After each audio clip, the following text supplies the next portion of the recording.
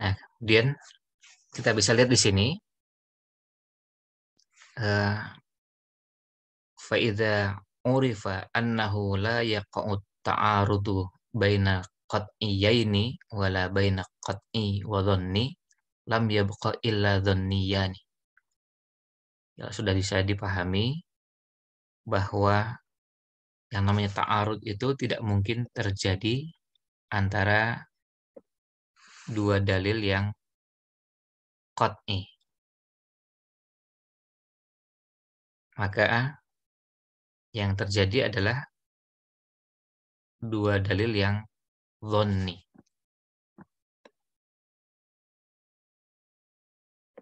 Nah, ala anna ba'dal bahithin al-mu'asirina yara,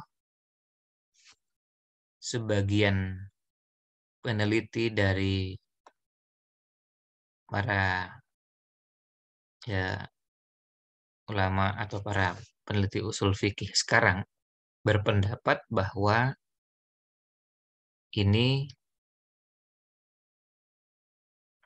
hanya terjadi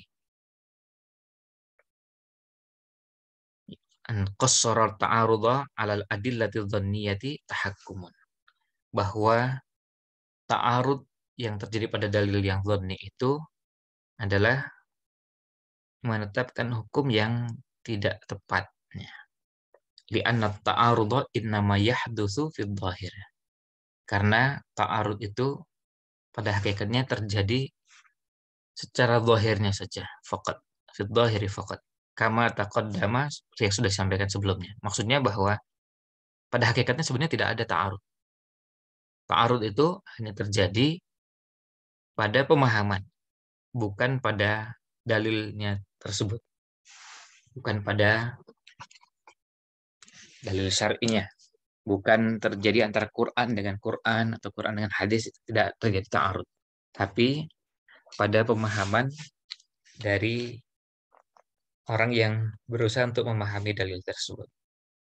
Fa yumkinu ayyakuna bainal adillatil qat'iyah, maka itu bisa terjadi antara dua dalil qat'i, au bainal qat'iyyati wa dhanniyati, atau antara qat'i dan dhanni. Wala'alla ar-ra'yul awwalu mabniyun ala anna taqdimal qati'i ala dhanni la yusamma tarjihan.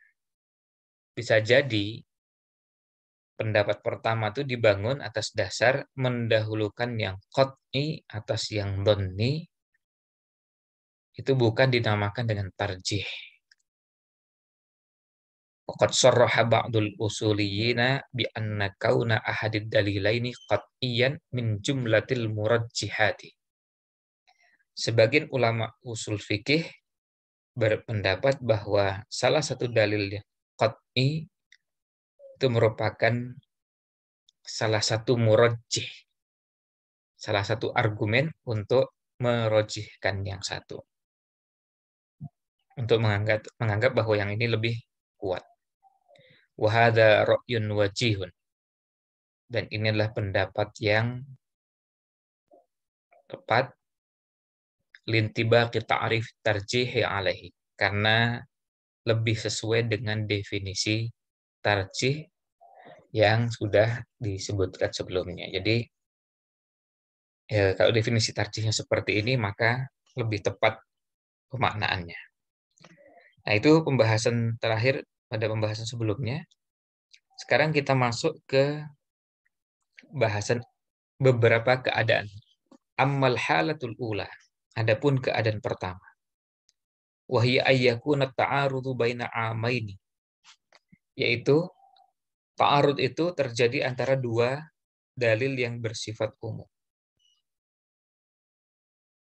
Jadi dalilnya mau Quran, mau sunnah, tapi dalilnya umum. Falil khuruji minat ta'arudi turuq. Cara untuk keluar dari ta'arud itu ada beberapa cara. Keluar dari ta'arud atau kontradiksi antara dua dalil yang am, itu ada beberapa cara. Jadi kita akan lihat di sini, sebutkan 3 cara. Al-awwal, yang pertama, ayyumkinal jam'u bainad dalilainil muta'aridaini. Mungkin digabungkan antar dua dalil yang bertentangan. Jadi dalil yang umum dengan dalil yang umum ini masih memungkinkan digabungkan. Fayujma'u bainahuma, maka keduanya digabungkan, yuhmalu kullu minhuma ala halin la yunaqidul akhir. Masing-masing dibawa pada satu keadaan atau satu pemaknaan yang tidak bertentangan dengan yang lain. Dan kaidahnya wal jam'u aula minat tarjih. Dan yang namanya menggabungkan dua dalil itu lebih utama daripada tarjih. Daripada memilih bahwa yang satu lebih kuat, yang satu lagi lemah. Atau yang satu didahulukan, yang satu ditinggalkan. Nah, kaidahnya selama masih bisa digabungkan, maka digabungkan. Wal jam'u aula minat tarjih itu bittifaqi ahli usul. Ini disepakati oleh semua ahli usul fikih. Bahwa selama masih bisa digabungkan, maka digabungkan. Li'anna fihil amalu bikilad dalilain. Li'anna fihil amala bikilad dalilain. Karena pada cara seperti ini berarti kita menggabungkan dua dalil. Dan mengamalkan dua dalil itu lebih utama, lebih baik daripada mengamalkan satu lalu meninggalkan yang satu dengan alasan bahwa ini yang rojih, yang marjuh. Wa misaluhu, dan contohnya adalah qauluhu sallallahu alaihi wasallam. Contohnya adalah sabda Nabi sallallahu alaihi wasallam. Idza dubigha al-ihabu idza dubigha al-ihabu faqad tahura.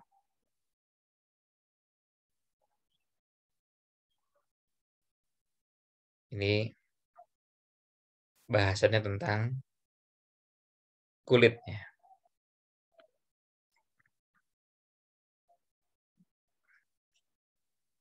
Idza dubighal ihabu faqad tahura.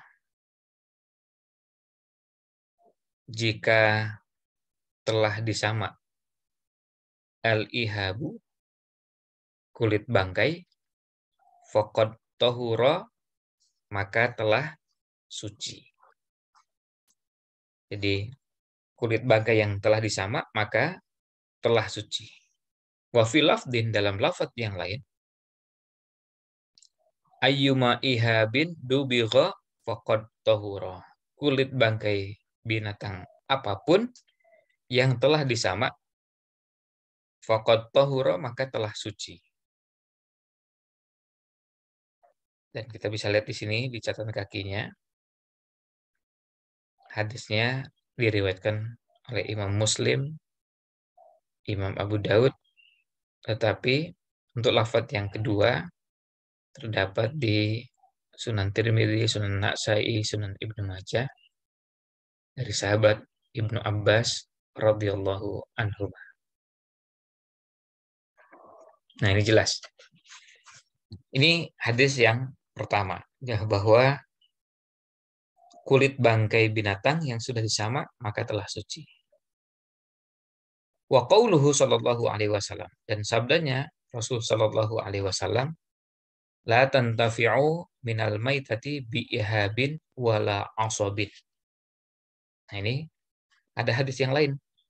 La tantafi'u, janganlah kalian memanfaatkan ihab, kulit bangkai, wala asobin, dan urat sarafnya.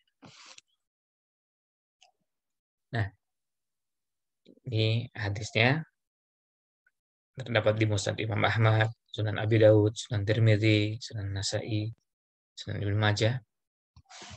Wa huwa haditsu Abdullah bin Ukaim. Dan ini adalah hadis Abdullah bin Ukaim. Fahadha mu'aridun fi dhahiri lil awwal. Hadis yang kedua ini, la tantafi'u minal maitati bi ihabin wala asabin, ini secara zahir bertentangan dengan hadis yang pertama. Idza dubiwal ihabu faqad tahura, atau dalam lafaz yang lain, ayyuma ihabin dubigha faqad tahur. Nah, secara zahirnya bertentangan. Nah, lalu gimana? Fajumi'a bainahuma. Maka digabungkan antara keduanya. Bi annal ihaba ismun lima lam yudbagh. Maka cara menggabungkannya bahwa ihab itu adalah untuk kulit bangkai yang belum disamak. Wa ba'da dabghi, dan setelah disamak, yuqalu lahu, bisa dikatakan shannun wa qirbatun. Dinamakan dengan shan, bisa juga dinamakan dengan qirbah. Fayakunun nahyu anil intifa'i bil ihabi ma lam yudbagh.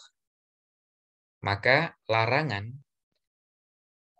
dari memanfaatkan kulit bangkai itu kalau belum disamak. Jadi larangan yang ada di sini, la tantafi'u minal maitati bi ihabin wala asabin, ini berlaku kalau belum disamak. Fa idza dubigha lam yusamma ihaban. Kalau sudah disamak, maka tidak dinamakan dengan ihab.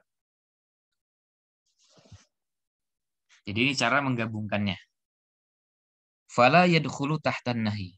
Maka tidak masuk dalam larangan yang ada di hadis ini. Dia tidak masuk dalam larangan ini. La tantafi'u minal maitati bi ihabin wala asabin.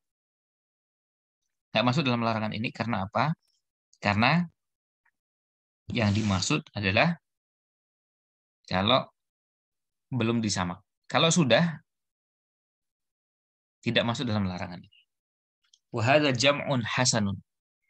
Ini adalah penggabungan yang baik.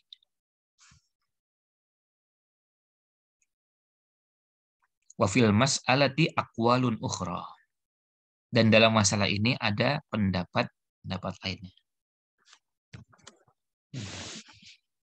Ada pendapat lainnya.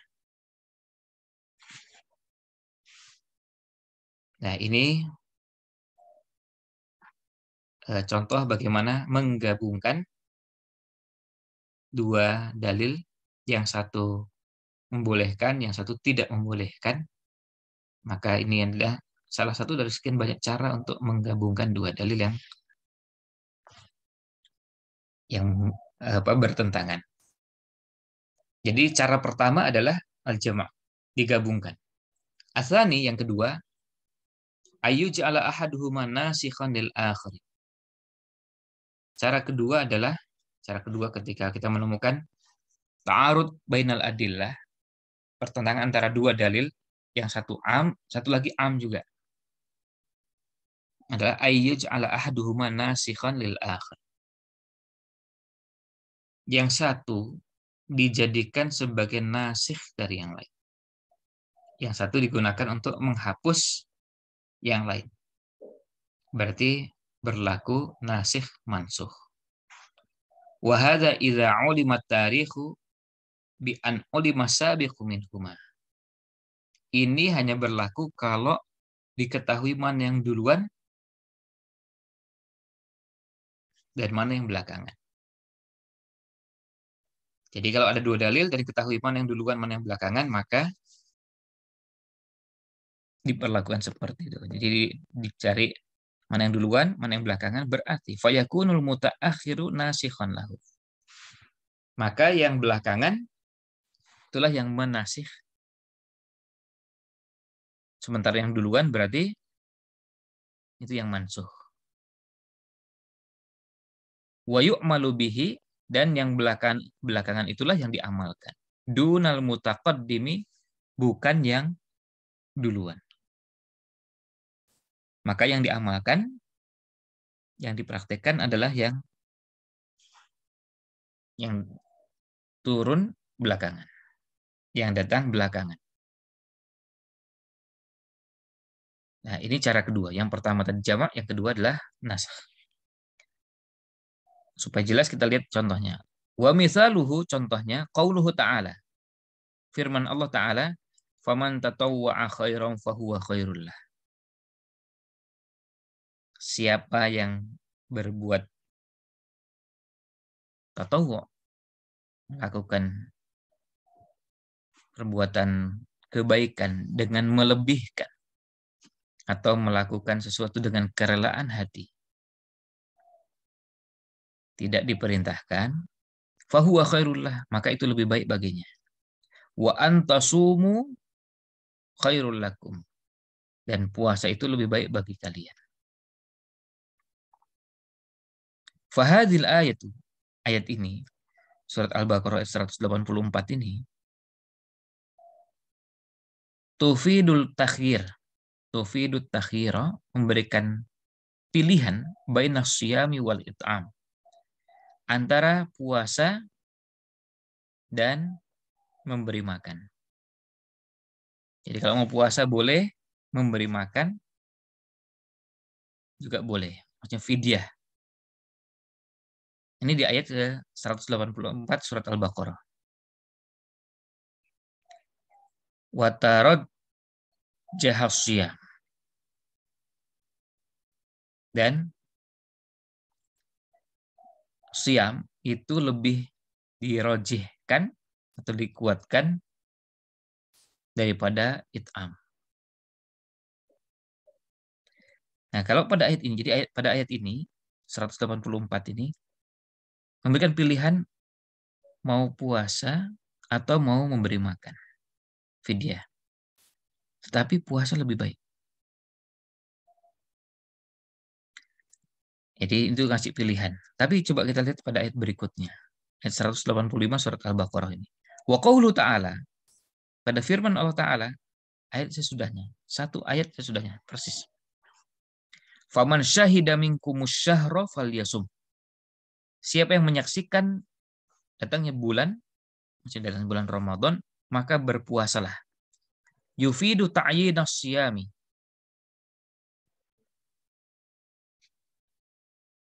Menunjukkan penetapan puasa sebagai adaan fi haqqi ghairil maradi wal musafir. Menjadi kewajiban yang harus ditunaikan oleh orang yang sanggup puasa, yang tidak dalam keadaan sakit atau dalam keadaan musafir.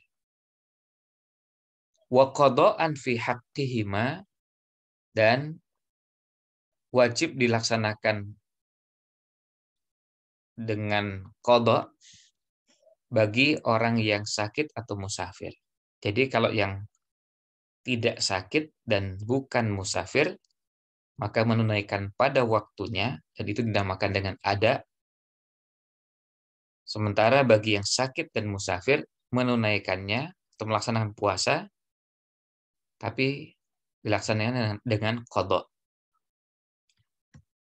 Wahia mutaakhiratun anil ula. Dan ayat 185 surat Al-Baqarah ini turun belakangan daripada ayat 184.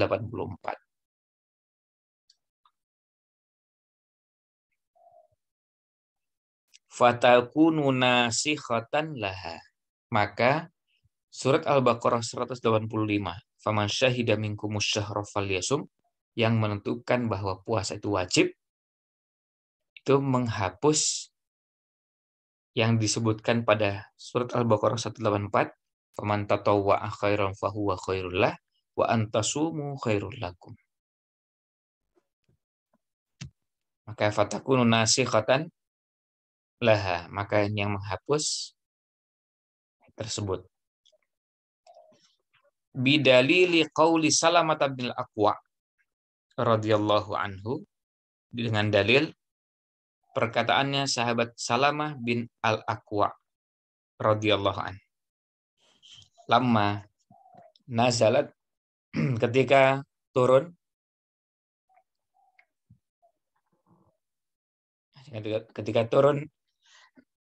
firman Allah SWT, wa 'alal ladzina yutiqunahu fidyatun ta'amu miskin. Ini di surat Al-Baqarah ayat 184. Dan bagi yang tidak mampu, maka mengeluarkan fidyah dalam bentuk makanan yang diberikan kepada orang-orang miskin. Kana man arada ayyuftira wa yaftadiya hatta nazalatil ayatul lati ba'daha. Kita lihat di sini, kata Salamah ibnu Aqwa bahwa ketika turun ayat 184, wa 'alal ladzina yutiqunahu fidyatun ta'amu miskin, maka bagi yang mau berbuka lalu membayar fidyah itu dipersilahkan, dibolehkan. Hatta nazalatil ayatul lati ba'daha, sampai turun ayat berikutnya, faman syahida minkumus syahra falyasum fanasakhotha, maka ayat 185 ini menghapus ayat yang turun sebelumnya, ayat 184. Ini penuturan dari sahabat Salamah ibnu Al-Aqwa radhiyallahu anhu. Nah, ini cara kedua. Cara penggabungan pertama adalah al-jama' ketika ada ta'arud. Cara kedua adalah dengan melihat mana yang duluan, mana yang belakangan, kemudian berlaku nasikh mansukh. Yang datang belakangan dinamakan nasikh yang menghapus, yang duluan berarti mansukh yang dihapus. Cara ketiga, as-salis, fa illam yu'lamit tarikhu yutawaqqahu fihima.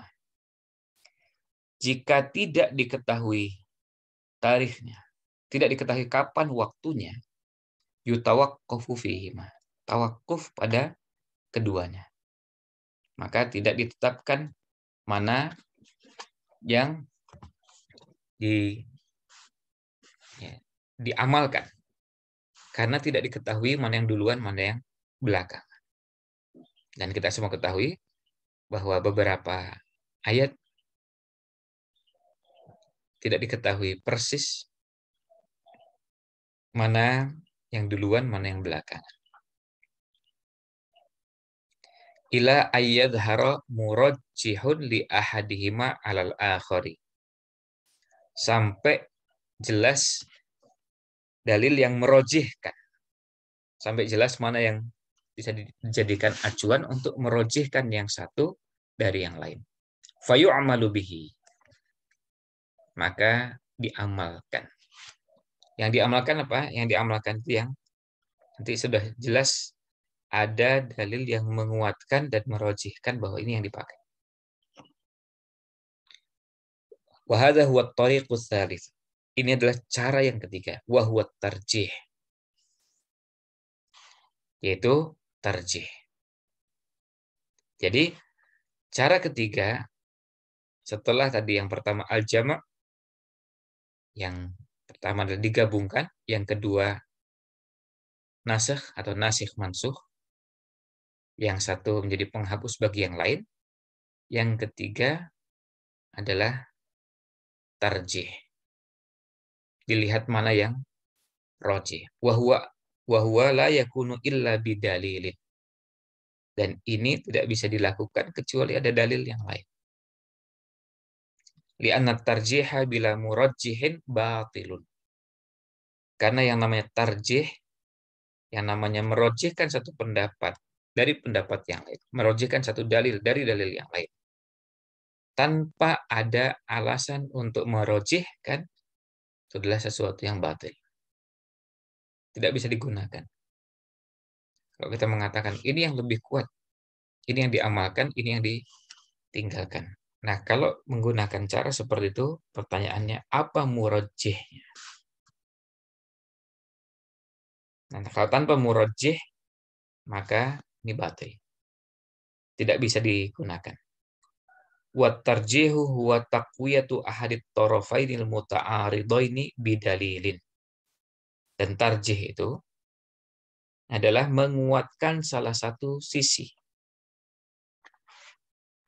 antara dua sisi yang bertentangan. Menguatkan salah satu dalil antara dua dalil yang bertentangan. Tapi dikuatkan dengan apa? Dikuatkan dengan dalil yang lain.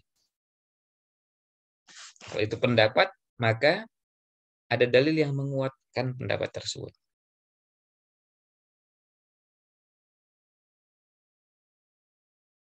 Ada yang menguatkan pendapat tersebut dengan dalil. Jadi bukan hanya sekedar menurut fulan. Nah, murajjihnya ada dalilnya. Dalil itu yang dijadikan dasar untuk menguatkan pendapat. Wa tarjihi turuqun katsiratun.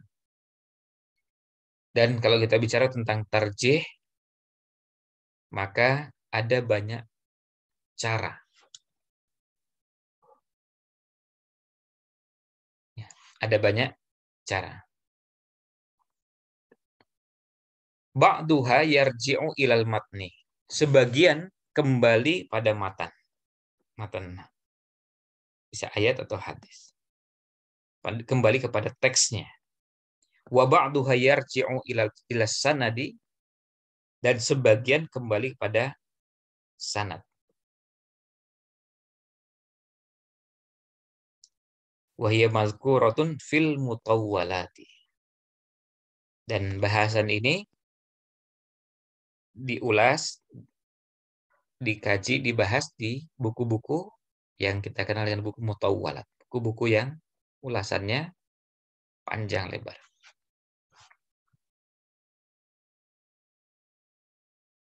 Jadi di buku-buku usul fikih yang mengulas bahasan ini nanti akan ada bahasan yang berhubungan dengan tarjih dari sisi matan misalnya, atau dari sisi sanad. Misalnya hadis ini atau pendapat ini dianggap lebih kuat karena rawinya lebih banyak dan kedudukan hadisnya lebih sahih daripada yang lain. Banyaknya rawi menjadi salah satu penguat. Yang sana juga hadisnya sahih, tapi yang sini tingkatan kesahihannya lebih tinggi daripada yang di sana. Rawinya juga lebih banyak. Nah, itu misalnya contoh dari murajjih. Wa mithaluhu, contohnya adalah qauluhu sallallahu alaihi wasallam. Sabda Nabi sallallahu alaihi wasallam. Mamassa dzakarahu fala yusalli hatta yatawaddaa.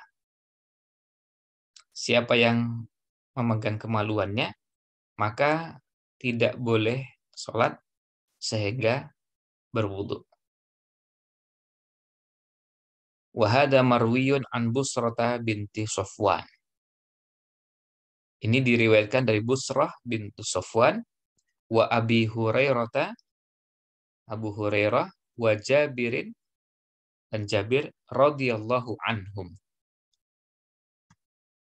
wa ghairihim, dan yang lainnya selain dari Busrah bin Safwan, Abu Hurairah, dan Jabir radhiyallahu anhum. Kemudian kita lihat ada hadis yang lain. Wa hadis Qais bin Talq. Hadis Qais bin Talq an abihi, dari bapaknya radhiyallahu an, Talq seorang sahabat, anna Nabiyya sallallahu alaihi wasallam, sesungguhnya Nabi sallallahu alaihi wasallam, suila anir rajuli, ditanya tentang seseorang, yamassu dzakarahu a'alaihi wudu,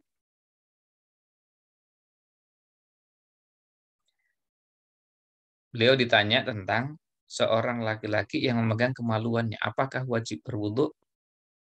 Jawabannya kita lihat, qala la, tidak.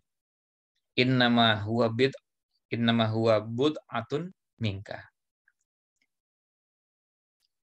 Sesungguhnya kemaluan itu adalah bagian dari tubuh.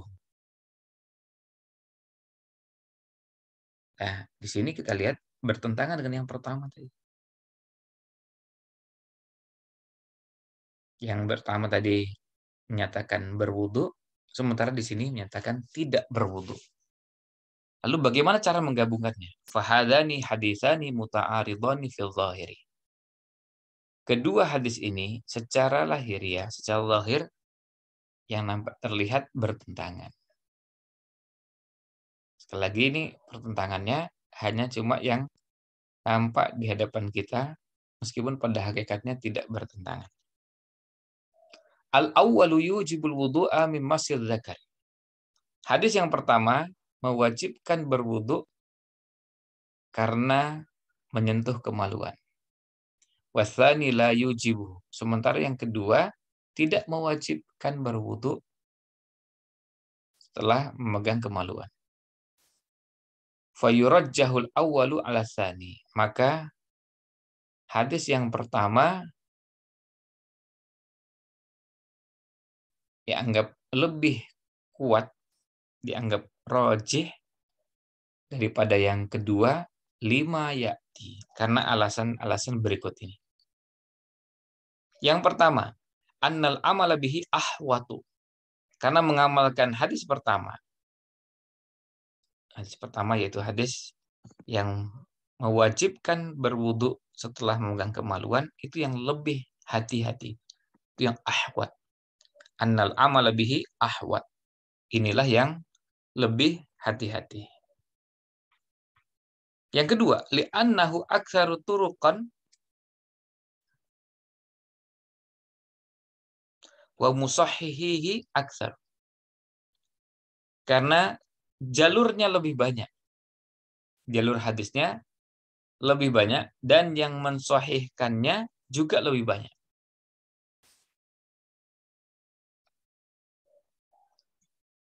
Ini alasan kedua. Yang alasan ketiga, li'annahu naqilun anil bara'atil asliyah.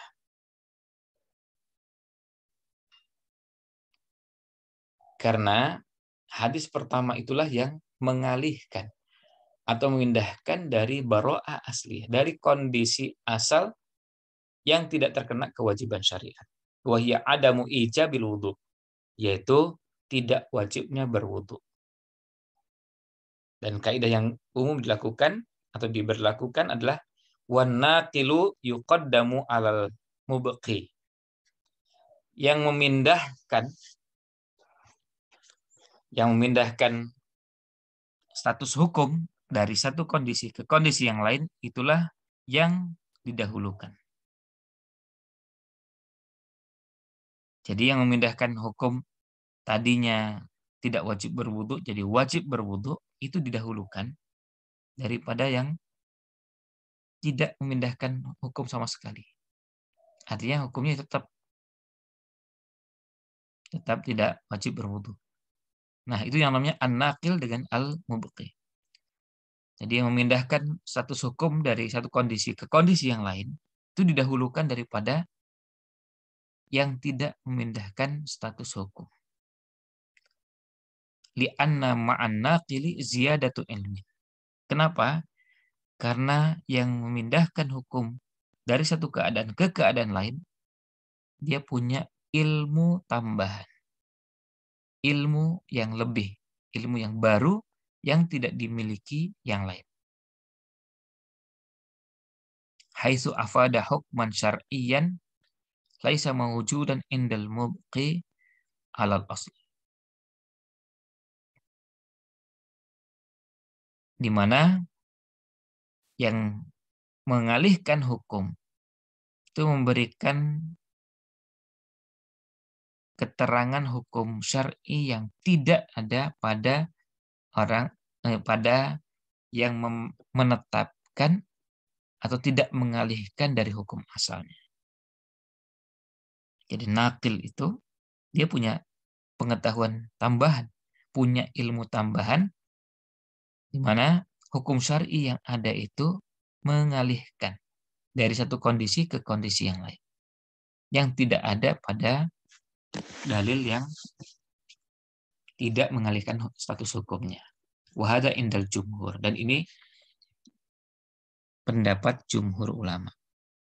Jadi kalau ada dalil itu menetapkan hukum syar'i yang mengubah dari baro'ah asliyah, dari hukum asal di mana orang tidak terkena hukum syariat, itu yang diberlakukan. Itu hukum asalnya. Misalnya kita membahas tentang satu hukum tentang pembatal. Hukum asalnya tidak batal, tapi karena ada dalil tertentu, maka ini menunjukkan bahwa dalil ini menjelaskan batalnya sesuatu. Nah, itu kaidah dasar yang ada pada dalil syar'i. Sebab kalau dalil syar'i itu hanya sekedar menetapkan baro'ah asliyah, ya, tentu berbeda dengan kalau dalil syar'i itu memberikan keterangan penjelasan hukum yang berbeda dengan baro'ah asliyah. Baro'ah asliyah itu artinya hukum asal yang ada pada seseorang, pada sebuah bahasan. Ketika orang tidak, misalnya baro'ah asliyah itu misalnya gini, hukum asalnya orang itu tidak terkena kewajiban sholat sampai ada perintah sholat. Begitu ada perintah sholat berarti wajib sholat. Hukum asalnya orang itu tidak wajib puasa sampai ada dalil yang memerintahkan untuk berpuasa.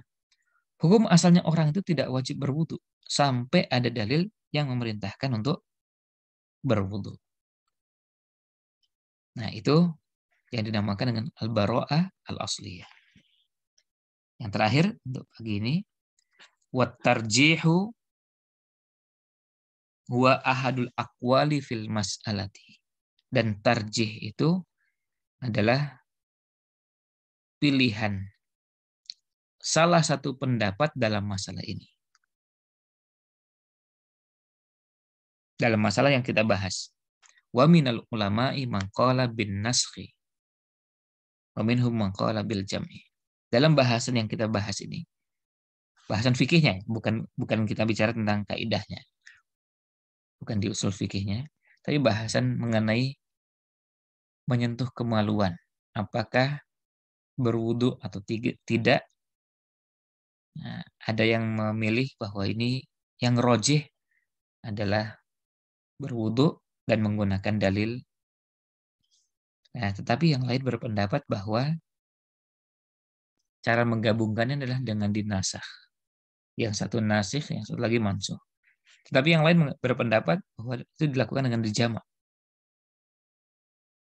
Jadi, kita harus bedakan antara ketika kita membahas kaidah yang ada di usul fikih. Kaidahnya tadi ada jama', ada nasakh, kemudian ada tarjih. Dengan ketika kita menerapkan kaidah itu pada bahasan fikih. Pada sebuah bahasan fikih, bisa jadi ulama berbeda pendapat dalam cara menerapkan kaidah. Makanya kita melihat dari sini kedalaman pembahasan yang ada pada para ulama. Nah, ini bahasan terkait dengan 3 metode ketika bertemu dengan dalil yang sama-sama, dianggap dalil yang am. Dalil yang am ini kemudian gimana caranya? Bagaimana cara menggabungkannya? Tadi ada 3, bisa dengan dijama', yang kedua dinasakh, dihapus. Berarti dalil yang datang belakangan menghapus dalil yang ada sebelumnya. Dan yang ketiga ditarjih. Kita dapati para ulama begitu mencoba untuk mengkaji, bisa jadi ada kondisi yang keempat, yaitu kondisi tawakuf. Dan inilah yang menunjukkan kedalaman ilmunya para ulama. Sekaligus menunjukkan kedangkalan ilmu sebagian orang-orang yang ada di zaman sekarang, apalagi seperti kita-kita ini. Kadang seakan-akan kita ini tidak mungkin mengalami masa tawakuf. Sementara beberapa imam, beberapa ulama ada yang tawakuf dalam sebuah masalah itu bisa lebih dari sebulan. Kita yang mengkaji dengan sangat dangkal, ilmu yang sangat cetek, ya, tapi merasa bisa merojihkan dalam waktu singkat. Nah, itu yang menunjukkan perbedaan tingkat kehati-hatian, tingkat kedalaman ilmu ulama, dan menunjukkan kebalikannya pada sebagian kita yang menunjukkan bahwa kita perlu lebih hati-hati. Nah, demikian yang berkaitan dengan kondisi yang pertama. Nanti insya Allah pada kesempatan yang lain kita akan masuk pada keadaan yang kedua. Wallahu a'lam. Sallallahu alaihi wasallam ala Nabi Muhammad wa ala alihi wa sahbihi ajma'in.